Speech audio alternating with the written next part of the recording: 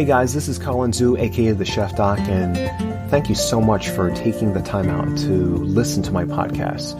On my podcast, we talk about eating and cooking and living from a whole foods, plant-based approach.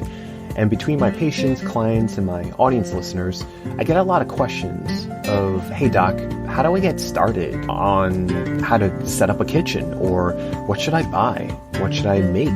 Is there something beyond a salad, broccoli, and a smoothie? I know in our fast-paced life and during a pandemic, it is much more challenging to be able to teach yourself and learning how to cook. And so I partner up with Listenable, who is a leader in audio educational courses that are bite-sized. And I went ahead and created a course on how to get started on a whole foods, plant-based lifestyle. And in this course, I put in my best tips, tools, and tricks on everything that I've learned on how to get someone started, to eating more plants, getting healthier for you and your family. I talk about how to set up your kitchen, from the pantry to the fridge to the freezer, to how to navigate the supermarket, to what kind of utensils and appliances one needs to have, to what do we need to make, how to meal prep, what kind of cooking techniques there are, and what exactly is whole foods plant-based. And I'm able to make this course over 10 lessons. Each of those lessons are less than 10 minutes long. And you'll be able to finish this in an hour. You could even do it while commuting, exercising, or even walking your dog. And in addition, you can choose from over 3,000 plus original audio lessons created by well-loved experts. Just use the coupon code COLINZHU, COLINZHU, on listenable.io, and you'll be able to get 30% off a year of Listenable. So definitely check that out in the show notes, and check out the course on how to get started on a whole foods plant-based lifestyle. And I'll see you there. Thanks for listening, and now back to Thrive Bites.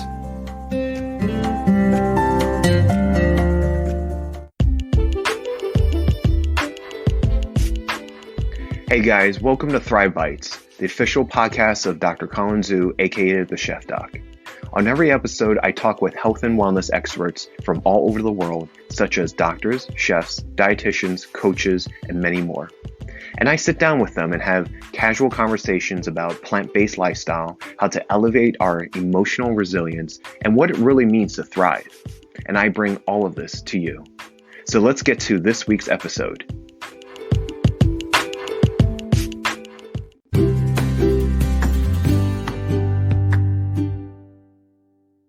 Okay, guys. Well, welcome to another episode of Thrive Bites. I'm your host, Colin Zhu, and thank you for listening on. Today, we have a wonderful, wonderful guest with me today. His name is Kyle Sanders. Say hi to everyone, Kyle. Welcome. Hello. How is everyone doing? I hope everyone is doing well indeed. Thank you so much for coming on to the show. Tell us where you're calling from. Yeah, so I'm having this conversation out of Indianapolis, and it's really just an honor to spend this time with you, Colin. It's, I certainly have so much adoration for your message, your podcast. So thank you so much for allowing me to be part of your community and your conversation. No, the pleasure is all mine. I am blessed and honored for you to be here as a guest of mine as well. For those of you who don't know who Kyle is, he works traditionally as a financial consultant, and I will let him share his message on what his purpose on doing that is. And he's also the podcast host of Legacy on Purpose. You can find that on major platforms, and we'll definitely talk more about that because it's a very interesting, story to go from point A to point B. That's what I love asking, the first question to my guests is, what is it about that story, or currently where that story is for you? You do a lot of the work in the financial world, but you also work a lot about, sharing entrepreneurs' stories and transcending those, right? So give us a little bit of snippet on how you got from point A to point B. Yeah, 100%. Thank you for that question. I think one of the things that I've been a financial advisor. I think that's the more recognizable term for people. I've been an advisor for, coming up on 20 years. And I'm somebody who is just a natural observer of the world, about what's going around me, what I'm seeing, and I'm a ferocious reader. And one of these things that jumped out at me, just jumped off the page really, really early on in my career was the fact that the majority of individuals don't do very well at preserving the wealth that they accumulate from generation to generation. That there's a 60% failure rate from the generation that creates the wealth to their children, and a 90% failure rate beyond that. So there's less than a 10% chance for any of your listeners that are grandparents, there's less than a 10% chance that the money they've accumulated will get any further than their grandchildren.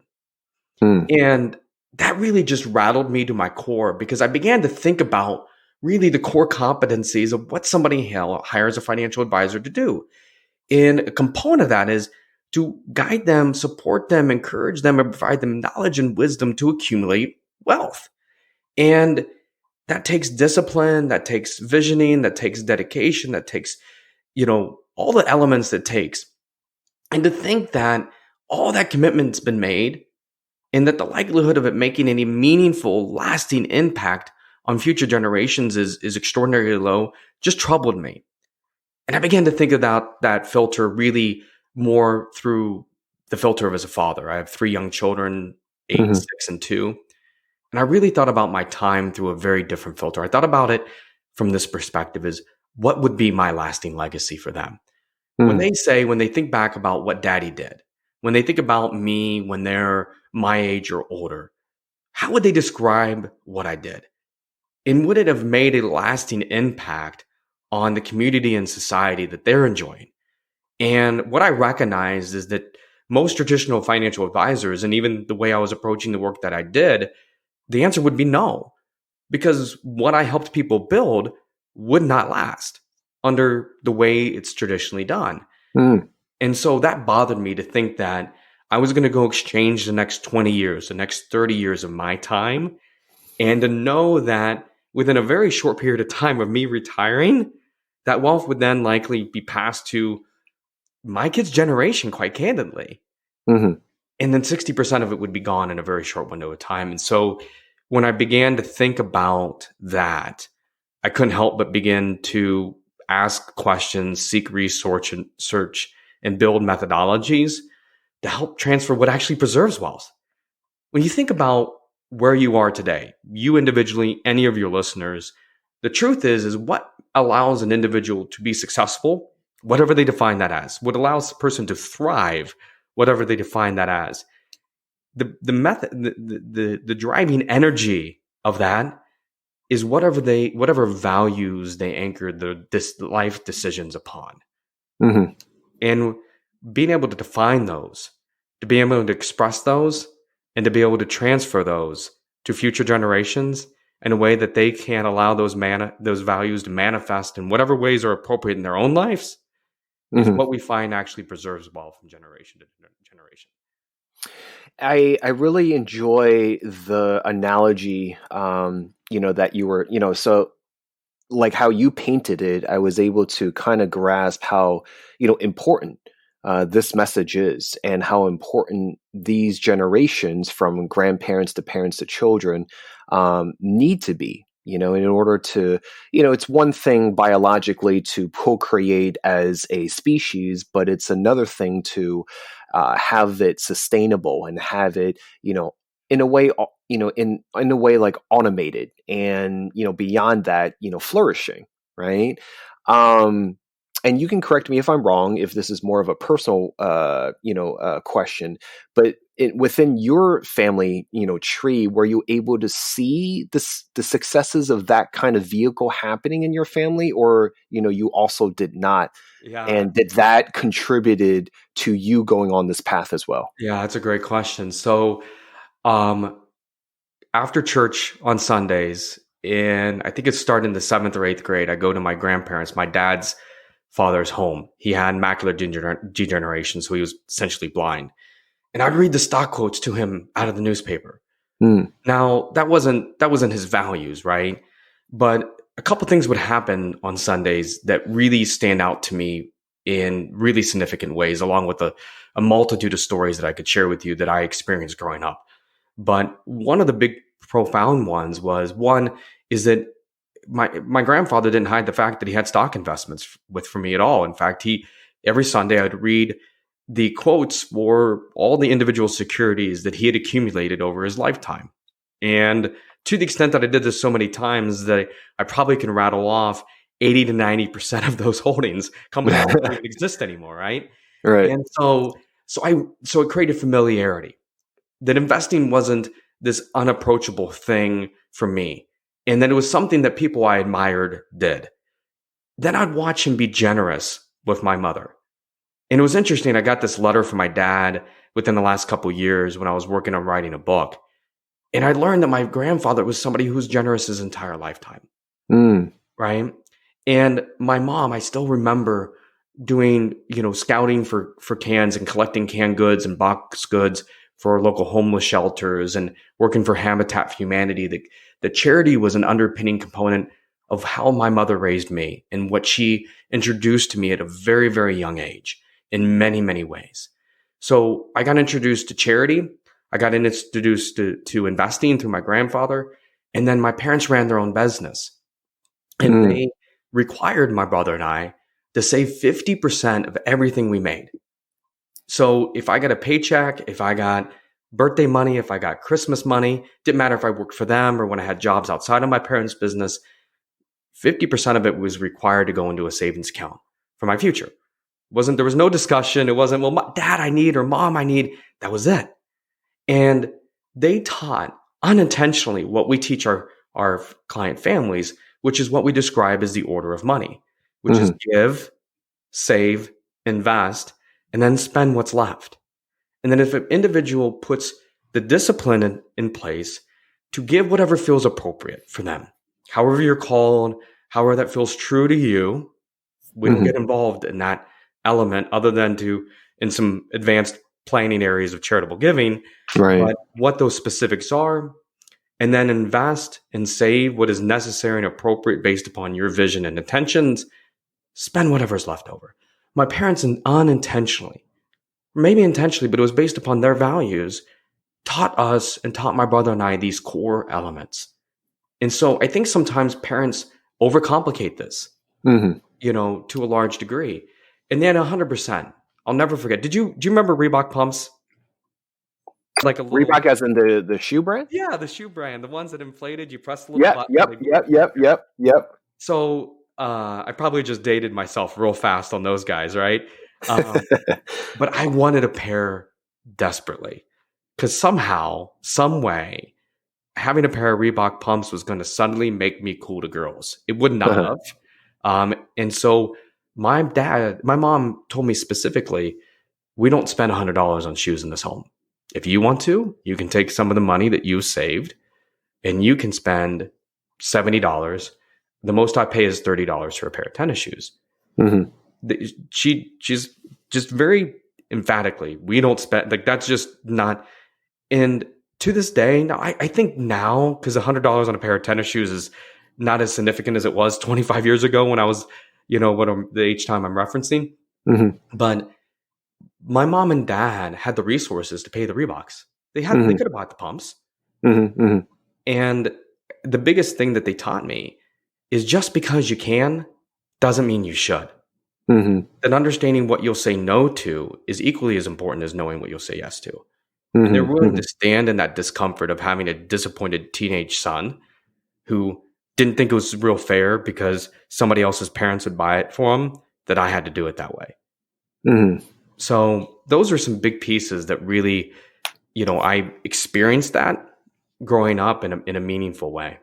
Yeah, that's awesome. I really like that, in terms of the giving, the saving, investing, and then the spending, because that order is so crucial. And, growing up and observing, not just my own family members, but my extended family members and, just commonly what Americans do, I'm sure you get this all the time, is that, we actually flip that order around. You know what I'm saying? We do the opposite, and if you think about it, this is how the government works, where, they make you, pay them first. You know what I'm saying? Yes.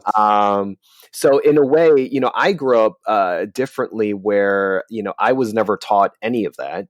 I was definitely given a allowance. I did it, I had chores, but I wasn't paid in money for chores.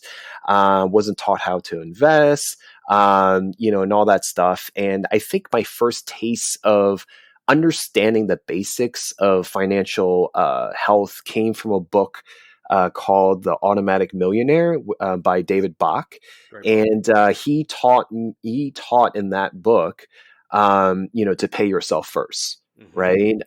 Which is, kind of like what the government does. If you're a W-2 employed, salaried person, you pay your taxes, Medicare, Social Security, things like that. And it made me think about, out of this lump sum of money that you either get or given to, what portions of it, go to who and why.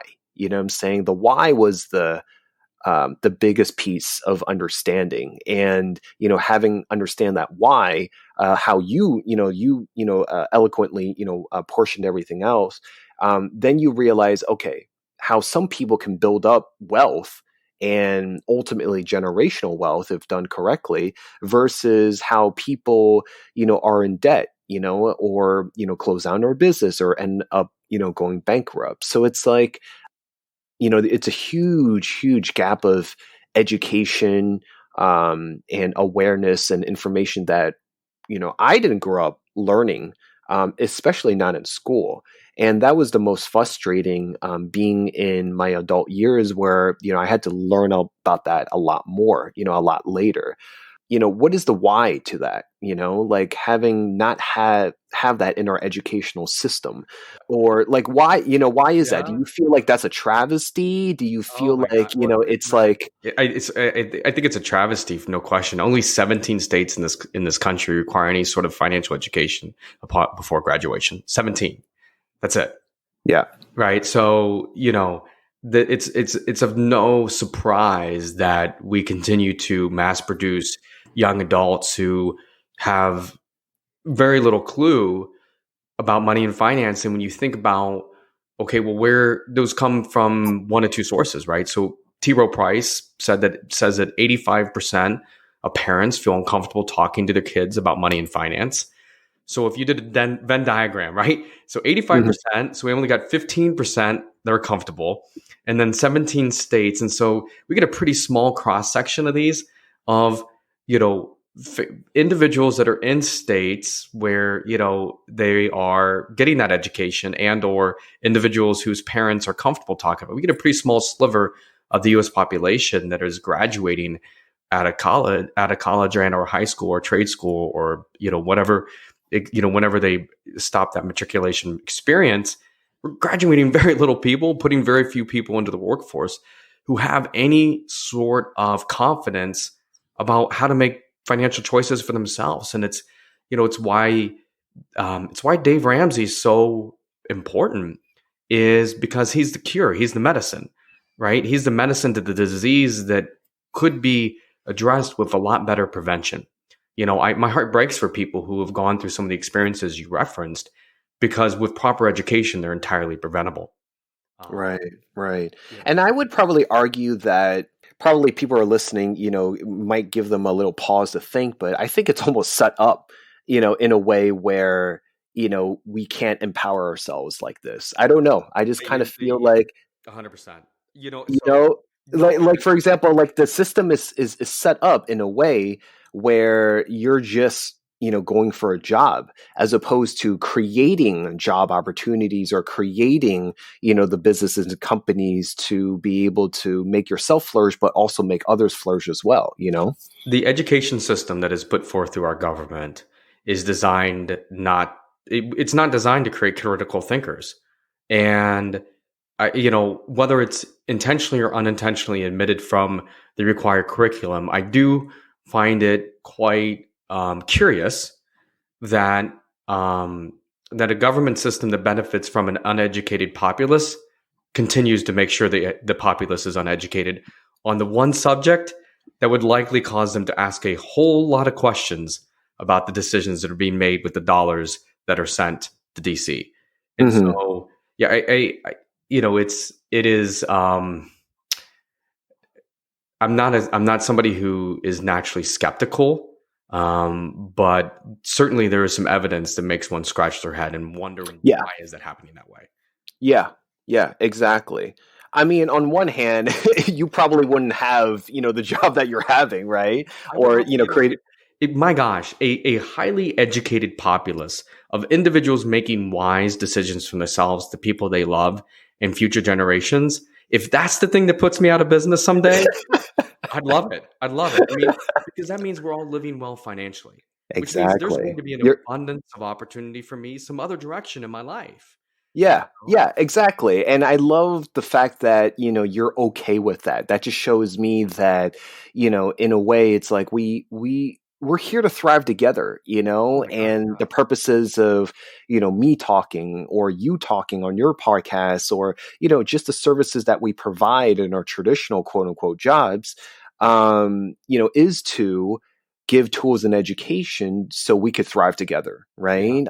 I would love it, if I didn't have to talk about health and educate and, and keep one's, knowledge bank, full of tools of how to just flourish, what I'm saying? Instead of, working in a system where, people are just physically, mentally, emotionally, chronically sick, I mean, it's taxing for the provider too, um, Yeah, that's well but said. be that That's well be that said. as it may, the main reason what I love about this conversation is that I think there's you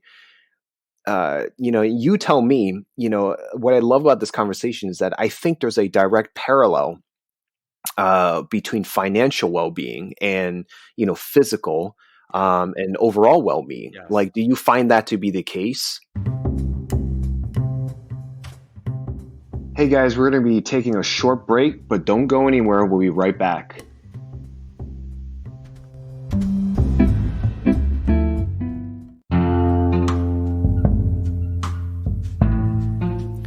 Hey guys, this is Dr. Colin Zhu, aka The Chef Doc.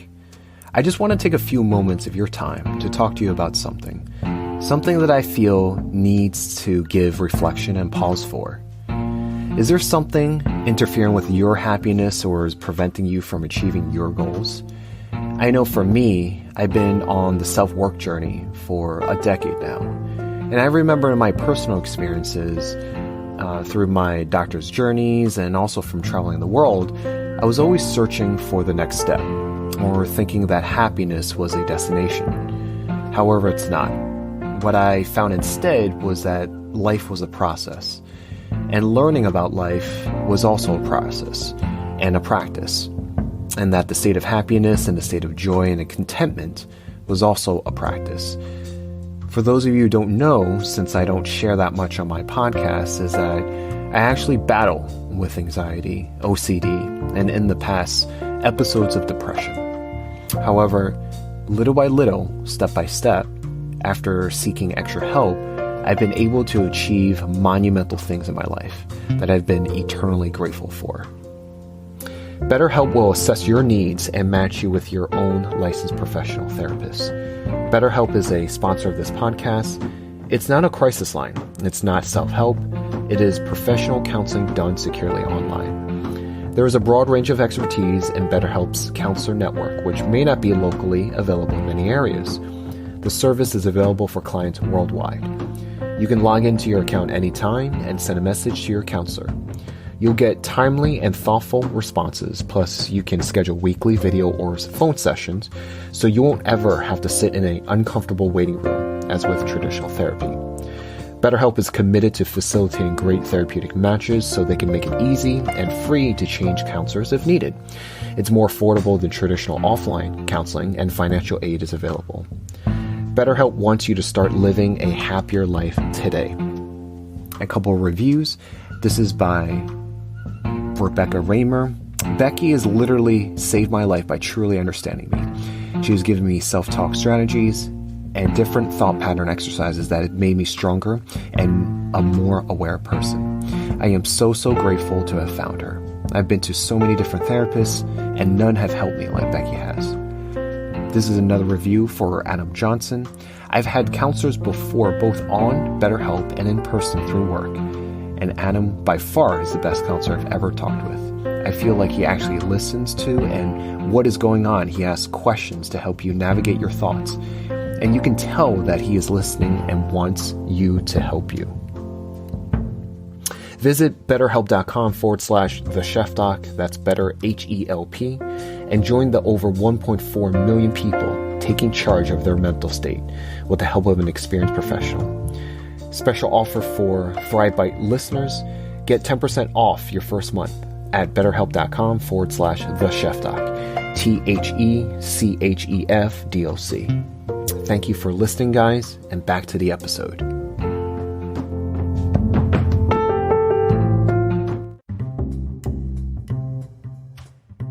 Welcome back to Thrive Bites. Let's get back to the interview. Yeah. So it's fascinating you say that. So here's an observation. Right? So the Midwest is not known to be the healthiest area of the country, right? We're not, you don't see on the television them broadcasting Midwesterners in bikinis. That's just not, those are California folks, right? Right. So I think this statistic is relevant. None of my clients are obese. None of them. And because the same behavior that allows one to be fit, to stay healthy, to be active, that's discipline, right? You got to do some things that on certain days you may not want to do.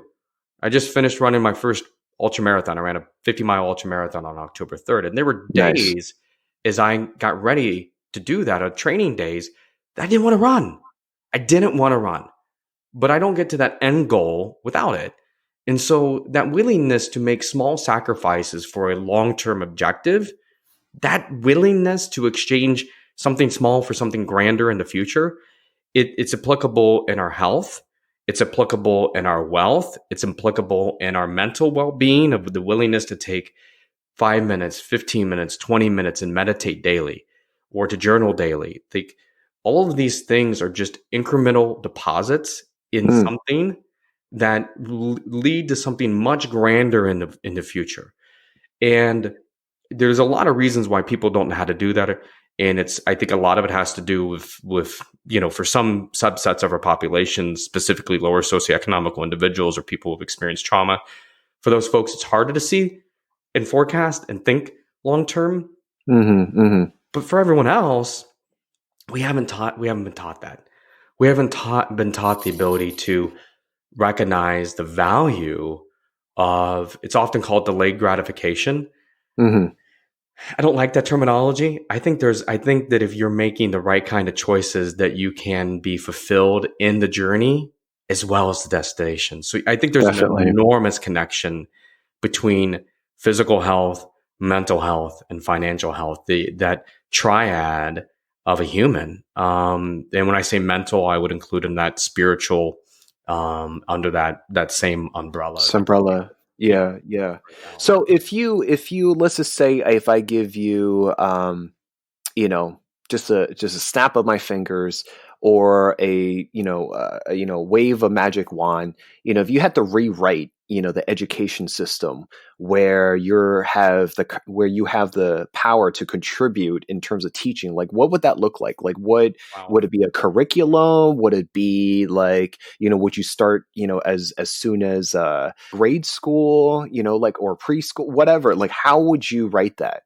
Just on finance, because I've got Yeah. Just on the financial side, or because yeah, sure. If you want to add in, but I would say, just on the financial, because I would say, in addition to that, I wish there was, this is me, right? So in addition to financial education, I wish, we were taught tools, tools and strategies for our emotional wellness, 100%. Resilience, and also in terms of, bringing back things like home ed, learning how to cook, and, learning more about prevention instead of, treating things when things arrive, Yeah, let's have that home ec not teach kids how to make snickerdoodles and no bake cookies. That teach them how to make kale chips, and and learn how to make vegetables taste good.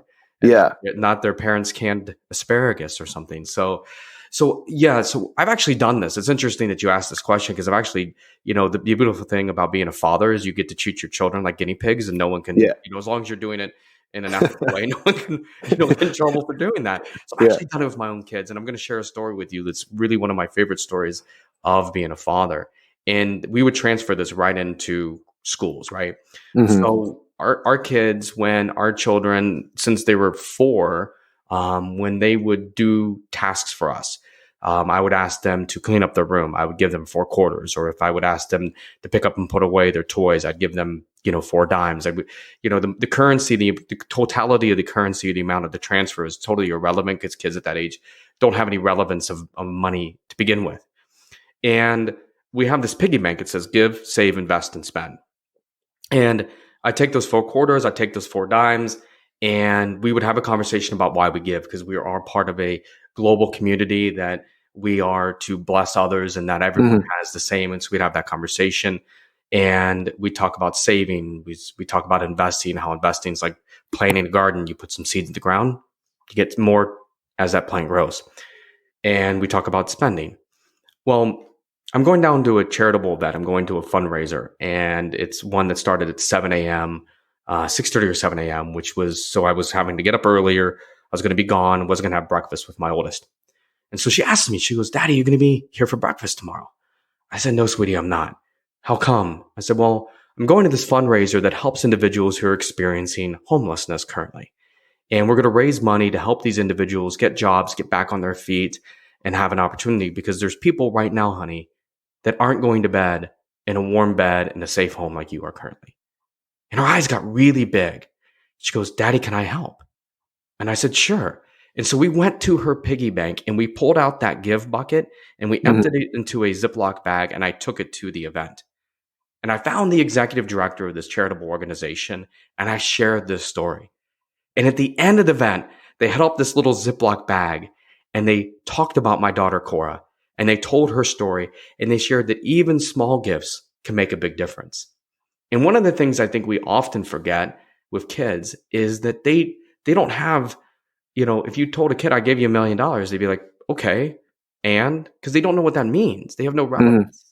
And so when we teach kids small habits, we develop these neural processes, we create these natural ways of behaving of what we do with money. So it's less about the minutia of stocks and bonds and mutual funds versus ETFs and 401k. It's none of that. It's none of that. Is that when you get money, what do you do? When you get money, what do you do?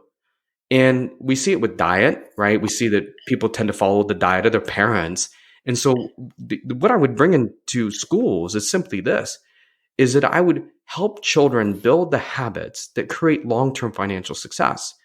And I would, whether we would carve some money aside that would have the kids working in the community or doing things for the school that let the kids do some of the janitorial work, for goodness sakes. I know people freak Hmm. out over that, but allow them to feel what work is like, receive the rewards of the work, and then learn what to do and allocate those resources accordingly in such a way that those habits get built.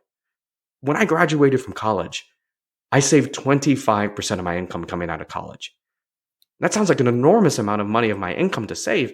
But you remember, my mom and dad have me save 50% when I was a kid. Hmm. So that was a raise to me. So I'd been programmed. I'd been programmed. My parents, downloaded this way of living and behaving that I'm not where I'm at financially because I'm anything other than the quality habits and behaviors my parents instilled upon me by what they lived, what they modeled, and what they expected. And so, what Hmm. I would bring into our schools is that there is a process that creates success consistently. We just don't teach them. Yeah. Yeah, and that would be, I would love to see the day where, a part of the curriculum of as early as like grade school to be able to kind of teach that something as simple as that. I love the fact that you and your children, have separate piggy banks. So it's a nice visual model. Everyone can relate to a piggy bank, right? Yeah. and then be able to put a little bit there and a little bit there, maybe a little bit harder in our current era because no one carries around as much cash and Yeah. coins anymore. But it's a nice reminder, maybe just having separate accounts within a bank, And that's and just automatically just transfer it to there. the But problem it's with that. nice to be able to Yeah. see that, huh? The challenge with that is that at least till they're 10, 11 years old, kids learn more kinesthetically than they learn visually or in abstract formats. And so, that is, we wrote a blog post about this, is that the current currency system, the reduction in the utilization of actual hard, tangible currency makes teaching financial education harder. Mm. Parents don't want to do that. And there's a few of these, cards you can allocate, money over, and it makes money less real. I'm a firm believer, at least during those early years, you got to go kinesthetic. You got to go hands on. You got to touch dollars and pennies and quarters, and they're, just make sure to sanitize your hands. Right? What about Monopoly? Did you there's always Monopoly. It seems like There's a that better game will game. never go away, Yeah, right? there's a better game now. It's called the allowance game. It's called the allowance. The allowance The game? allowance Okay. game. It's you can get it on Lakeshore Learning.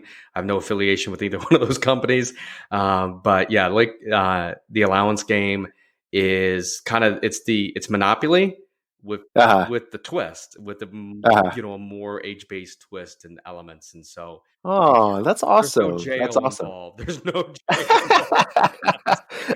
Well, hey, at least it teaches them, punishment and reward and, Yeah. stuff like that, and not to be like some people on Wall Street, Yeah. right? Right. Right. So Right. Right. Yeah. Right. Exactly. So, I love it. So let me ask about this question. What would you say? And we're going to lead. I'd love for you to kind of because before we started recording, you gave me a beautiful story about how you originated your idea of and what you wanted to bring with your podcast, yeah. which is a great podcast. Thank you. And I wanted to because you're so deep as a person. I can tell that you're very, very rich in values and life observations and wisdom ultimately that comes from it. Yeah. What would you say would be the top two challenges and lessons that you've learned from those challenges that have impacted you the most? Yeah. Yeah. So I've had some really significant challenges that have unfolded in my life that the details of them are less relevant than the wisdom that was gained through them. And I think one of the biggest wisdoms that I've learned in life, and I get goosebumps saying this, is that the quality of our life is directly related to two truths.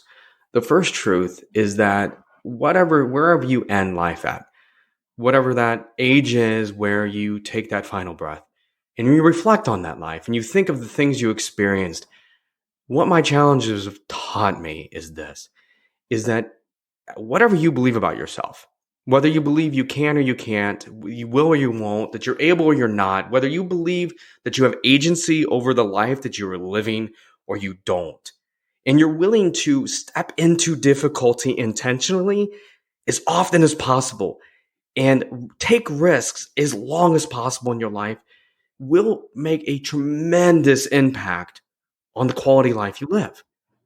The greatest experiences when I reflect on my life is what so many people, if I shared those things, those nuances of my challenges, they would say things like, "Oh my gosh, I'm sorry you experienced that." And the truth is that there are no challenges. There's only wisdom. And that wisdom is only gained through experiencing suffering or what we might call as difficulty or whatever we would articulate that is. But none of those things are actually bad. They're none of them Hmm. bad. We may label them that way. And if, regardless of what those specifics are, we would very easily societally label those things as bad. Mm-hmm, mm-hmm. So, I think, and that's beautiful, and I appreciate you sharing that. And I advocate for that as well, taking as many risks, and it's definitely brought me more gifts, and blessings and opportunities than the opposite. And it's I'm a firm believer that life always provides you what you need instead of what you want, and Mm, we may desire and want, and sometimes crave, many, many different things, right? yeah, But I feel like the lessons that you're referring to come from the challenges that are presented to you. And in essence, those are what you ultimately need, in order to not just survive, but continue to flourish, 100%. and thrive. You know what I'm saying? Because it's that wisdom, Yes, that will provide that guidance for you. yes. And you have children and provide guidance for them as well. But it's, man, for me, it's, just not having any regrets, having as 100%. close to zero regrets as possible. There was a survey, a hospital survey on, a lot. I forget the study this was from, but there was a well-known hospital survey on people on their, deathbed, and they asked them a series of questions. One of them being, what was, their regrets in life, and a lot of them refer to their family, their friends, just time with their relationships. They were recounting just people, Yeah. as opposed to like materialistic things or petty fights and arguments. And you could even envision yourself, on that deathbed. And I hate to sound morbid, but just kind of having that hindsight and looking in the rearview mirror, what is it can I be proud of? What is it that, I would have loved to say that I took a risk, and I wouldn't have any regrets, if I had done the opposite, you know what I'm saying? I'll So, go one deeper if I may. Like, what difference did your life actually make? Like, no one makes a difference in this world playing small. Period. Right? And so when you the people remember people who disrupt things for the better, right? They unfortunately we also remember people who disrupt things for the worse, right? But I wouldn't necessarily recommend that as a way to thrive in life. But so often we say to ourselves, well, I don't want to upset anyone. I don't want to disrupt anybody. I don't want to create any bother. But the reality is that if you truly want to live a life with no regrets, I would argue that making choices that on the surface seem extraordinarily scary or could be disruptive or bothersome to others is exactly what you should be doing. Because when you sit there at 90 or 100 or 110 or however long we're blessed to live, the truth is one of the current biggest fears of the aging is, will anyone remember me? Now, I don't yeah. know Elon Musk personally, but I suspect that guy doesn't worry about anyone remembering him right now, Hmm. right? And I highly doubt that Steve Jobs, at the end of his life, was wondering if anybody would remember who he was. He Hmm. could go into his final days with confidence, knowing that. And then you take somebody like Bill Gates, Bill and Melinda Hmm. Gates, and then you get the beautiful combination of no one forgetting and how incredible of an impact they've made in the world through the Bill and Melinda Gates Foundation. And Hmm. so I think one of the things that I often reflect upon, truthfully, is when you hold yourself back, which is that's the only thing that is holding people back, truthfully, in any grand fashion. When you hold yourself back, you are predestined to be in your deathbed with regrets. Period. Predestined. What do you mean by, meaning like we're programmed to have regrets? Yeah, you are setting yourself up in a situation if you hold yourself back in life. Because I know what report you're talking about. I know the study you've talked about, Yeah. and no one sits back. One of the elements they said is it's the people. Did the people I know I love them? The people I love the most. So it's they regret. Like one of the things that I always do is when before I hang up the phone with somebody I love or walk out the door, the people I love, I tell them I love them because I don't know if that's the last time. And even if I'm frustrated, even if we've had a disagreement, I say it, right? And because that's a big part of the regret Yeah. those. And then that next piece, it's all the risks. It's a cumulative risk that people don't take. They don't start that business. They don't write that book. They don't write that song. They don't take that detour in life like you did, Mm. right? They hold that traditional path. They follow the rules that everyone said they were supposed to follow. They live somebody else's lives and they do what Wayne Dyer referenced as is dying with their music in them. Mm. And Beautiful. that to me is the most heart wrenching thing is that, it's often said that if you want to know the location in every town in this country that has the most dreams, just drive by the graveyard Yep. because that's where most people's die. And I do that same. I reference that same analogy in replace of just instead of dreams, but where's the richest places on earth? oh my gosh, yes. And it's there because if you think about, what other Elon Musk or Bill Gates or Steve Jobs of the world that we just haven't yet discovered or heard about, and they were afraid to take that risk to manifest their ideas Yeah. and thoughts, and they just end up dying. I really think it's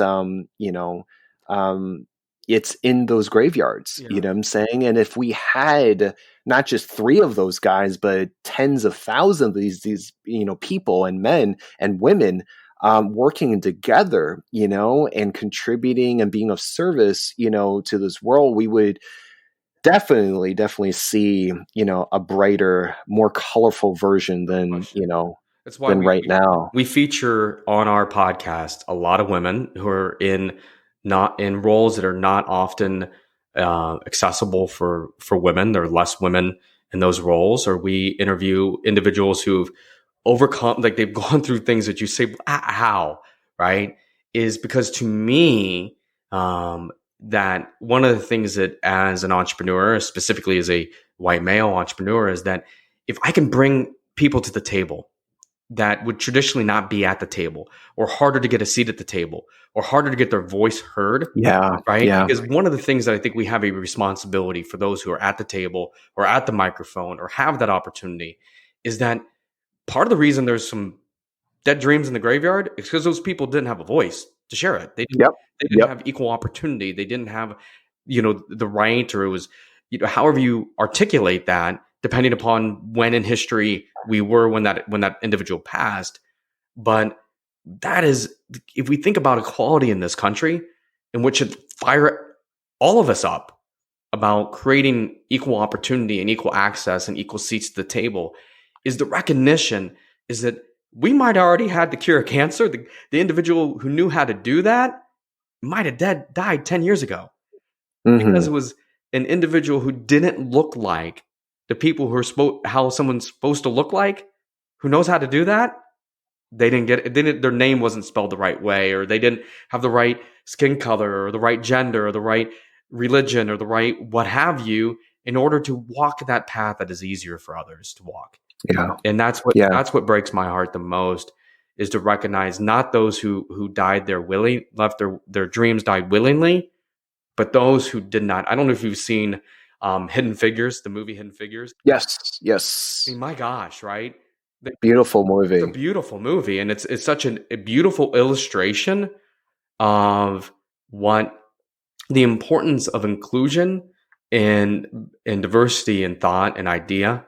Because the reality is that our pathway, like our perspective, our lens of perspective, and the solutions we bring to the table are greatly influenced by things that are beyond our individual control, our culture, our religion, our, Yeah. and so Color of our skin. yeah, all those things, right? And so when we bring diversity of perspective and diversity of journeys in life, then we get a more diverse cornucopia of ideas and solutions to tackle the biggest problems in this world. Hey guys, we're going to be taking a short break, but don't go anywhere. We'll be right back.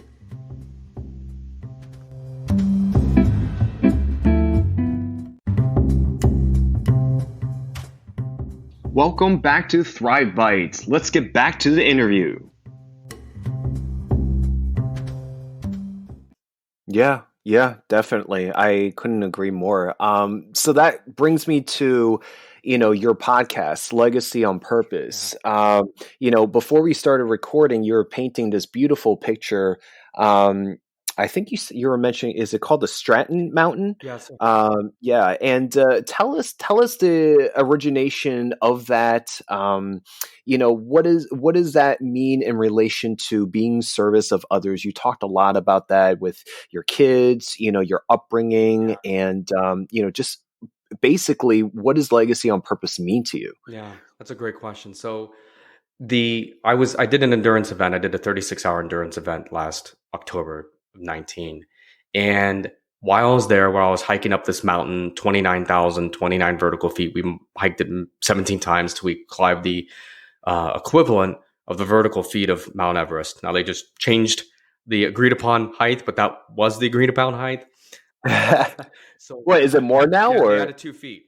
So it's 29,031 feet. That just doesn't roll off the tongue as well as 29,029. But Yeah. so nonetheless, so we're there and there's like a couple hundred people there and we're all going through this process of suffering.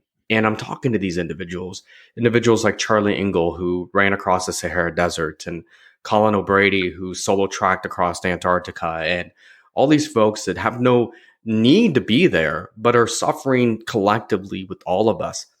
And I realize that there is greatness in the commonality, that there are great people who appear to be common to the community that they're in, that are living extraordinary lives that are doing so based upon the values that they've either entrenched in themselves or ones that were given to them by their family. And so Mhm. what I wanted to do is put a spotlight on leaders who weren't executing on business strategies. They hadn't necessarily gone to Wharton or, Harvard MBA, but individuals who were executing at high levels in their life and doing so through the filter or from the foundation of who they are more than what they knew or some business strategy. And I wanted to put this spotlight on people so we can remember that one of the greatest pathways to be in service of somebody else is to be the best version of yourself, to become the greatest leader you can be, to model courage, to model empathy, to model integrity, to model authenticity. Because when you do what the society is not doing commonly, you give others courage to live that way as well. And so, what I wanted to create is this place that people could come, that were looking at the world and saying, I don't like what I see here, or there must be a different way, or must I follow that path? And nothing against the Kardashian women, but they're looking at that model of whatever you want to describe that as and saying, Mhm. no, who I am as a human being, that's what I want to put forth in this world. And so I wanted to give parents, I wanted to give grandparents, I wanted to give entrepreneurs, when they thought about, okay, how do I raise my kids and what are those decisions I make? When you come and listen to these people that we've had the honor of interviewing, we live in a beautiful world. We just interviewed a woman by the name of Mona Patel who was hit by a drunk driver at the age of 17 and after many, many surgeries had to lose her right leg. And she's gone on to climb Mount Kilimanjaro Mm. and many other wonderful things. And that's just only a component of her story. And to me, what I climbed that last fall, did you and really? I couldn't imagine doing that without a leg. She did it missing her right leg from the knee down. So which is just incredible, right? And one I think one of the greatest ways we can be in service of another person is to truly let them be heard and to Yeah. see them and show up in such a way that we honor them and who they are and meet them where they are. And then in that same moment, demonstrate something to them that may be more in line with their authentic self, who they could be, Yeah. what those elements. And when we see somebody living life in a way that is more in line with who we are on the inside that we have not let out on the outside, something sparks inside of us to say, I want that too. I want that available in my life. I want that available for the people I love. One of the greatest reasons I live the way I live and make the choices I make and do these things I do is because I know my children are watching. I'm not confused by that truth. And so I want to be the model for the people I love the most.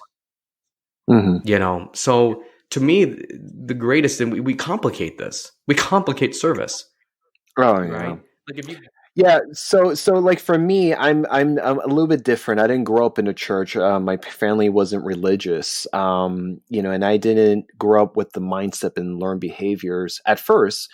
of the charity, the giving, and the donating. And I think that's from my observations, it's one of the hardest things for someone to do, having not have that kind of upbringing, to understand the point and the reason to do it. And it wasn't until I had enough experiences of the service and the donating and the charity to be able to understand that, for me, on a personal level, of, how they say that, when you're giving, someone, you're having things in return twice, if not three times more. It's that feeling of, wow, this is so empowering, not just, you and the action and what you gave, whether it's monetary or material of that to someone else. You're creating an opportunity, you're creating a new pathway, right? And it also reinforces how important it is, like you said, to kind of model that behavior and to be that role model. And we live in a very internet, social media, virtual world now, and whether you do something, in person, live or virtually, like, people are always watching you, whether you are conscious of it or not. So it's, if you have a platform, or if you do not, it's important to kind of reinforce that and to model good behaviors, like you said. Well, I'll share a quick story. So this summer, I took my two oldest kids and we went down to a food bank, and I worked with a local restaurateur, and they made 250 sack lunches that I paid for. So to support the small business that couldn't open to outside visitors. And we went down to an economically depressed area in our city in Indianapolis. And Mhm. I took my kids, they were 7 and 5 at the time. And I said, you two have one job and one job only today. And like, what's that, Daddy? I said, I just want you to watch people's faces when you interact with them. That's it. So they had their masks on, were masked up, and there was a line. It was the line to get food put in the back of people's cars was 3 hours. People were waiting, and they've got their kids in the car, right? 'Cause you can't leave them home for 3 hours, and Right. so they're hungry. And so we are walking through this line with our masks, handing out food to people that look different than my children and I. And they're driving cars that look different than ours. They're, in clothes that look different than ours. They look different than us. And all I Hmm. ask them is pay attention to how people respond. Just be observant of their response to you. So we get back in the car after, a 3 hour day, and I said, Cora, William, how do they respond? And I said, Daddy, they all smiled at us. They just kept smiling at us and smiling at us and smiling at us. And I think one of the things that we really have lost sight of observationally is the power of familiarity. It's hard to hate up close. It's hard to hate up close. And when you create those abilities to connect with other individuals, with humans that aren't like you, that don't look like you, think like you, talk like you, whatever reason that we see as superficial as being different, the power to charity is not writing checks, especially for kids. The power to charity is rolling your sleeves up and working alongside people that come from a different pathway of life. And so you build empathy. Charity is about building empathy. It's not about writing checks to solve problems. If you're trying to rate, as parents, that shouldn't be the goal. It's easy to Hmm. put $10 in the collection plate on Sunday, go out to Applebee's and act like a jerk to the waitress. Like, that really didn't achieve anything. Hmm. It's Hmm. how is charity changing you and the people you love? So I think there's a deeper thought there. Yeah, yeah. I love that. I love that because, I think a lot about what we talked about so far is really about perspective, right? And I think the environment that you grew up with, your upbringing, and whether you had, um, well-meaning and well-intentioned parents slash guardians, definitely plays a role, in shaping that perspective on how you see the world. And, and honestly, we could talk all day long, but it's really about that perspective of how we see others and ultimately how we see ourselves. Because how we see others is actually, a reflection of how we see ourselves.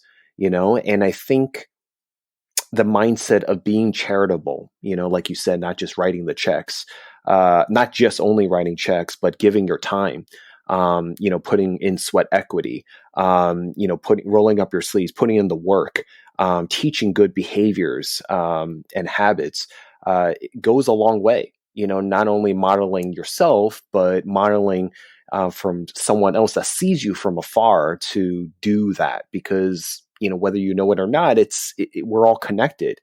We're all very, we influence each other, we affect each other, because we are so connected, whether we have the internet or not. What if the internet never existed, we would still have this kind of impact. Kyle, this has been great. I love it, and I definitely want to close out by asking my guests, and this is already answered thus far, so far in this podcast, but how do you personally thrive? And I don't know if you can share something new you do in addition, in terms of how you thrive on your own. But what I would actually love for you to answer is, for those in the audience that want to be more of a service to others, how would you say, or just getting started, like, give them 3 tips on how to take it to the next level, or even just how to start? Yeah, that's a good question. So I would tell that person to go to the woods alone and sit quietly for an hour, for 2 hours. And in that 2 hours, if they learn nothing, to sit there for another hour and to really listen to their internal voice and ask themselves one question: is this the best you have to give the world? And sit there long enough in silence, not on your AirPods, put your phone in the car, and whether you're walking or sitting, but ask yourself the question: are you giving this world everything you have? I think I shared this with you, that I'm on this decade of discovery where each year I'm doing something that pushes myself physically further than I went the year before. Because I want to find out really where my limit is. Because when I did that, when I spent that time, the answer was no. So the first thing I would say, to be of service of others, you've got to be living life at its fullest, grandest. And the only way you know that is to spend that time in quiet reflection with yourself and ask yourself the question: is this the best you have to give the world? The second, right, is what would you do for the rest of your life if no one paid you? If I wrote you a check for $10 million, $20 million, $100 million, I don't care whatever the number is that you feel your walkaway number is, what Mhm. would you do every day of your life, regardless of whether you're getting paid for it or not? And how can you align your professional world the most with that? So when you live authenticity, and whatever it is that brings you alive, then that is when you're giving your greatest gift to this world. When you leave that, the best part of you, like, you will meet people. I meet people.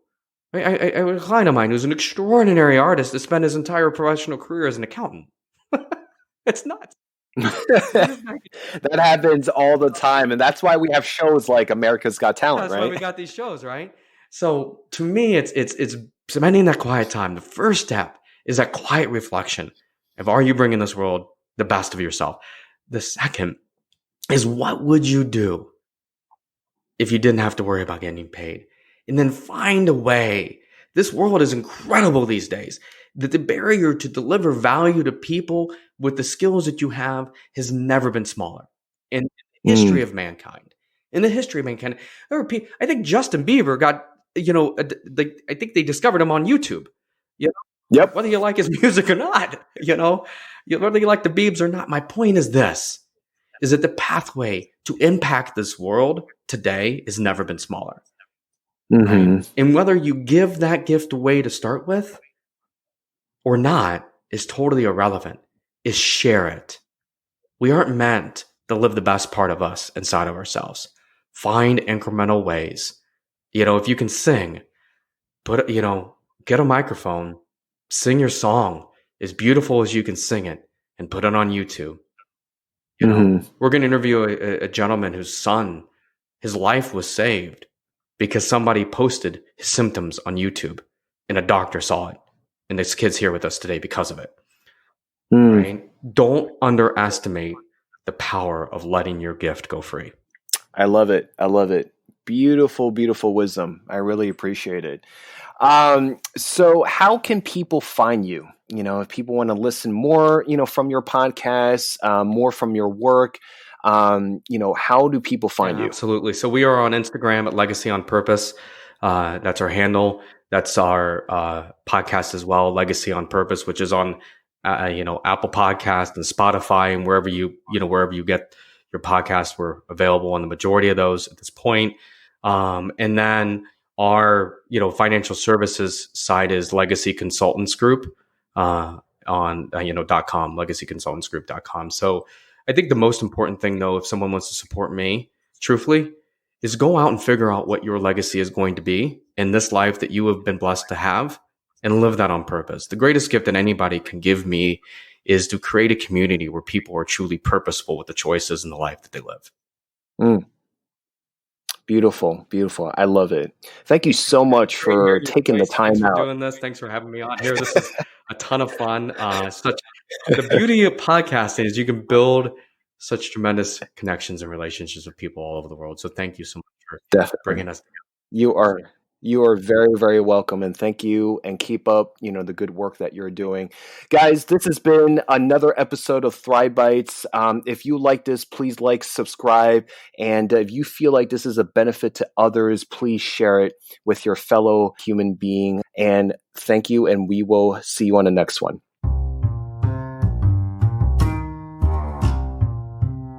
Hey guys, that was another episode of Thrive Bites. If you like that episode, please subscribe and follow for new episodes. And don't forget to rate us on Apple Podcasts.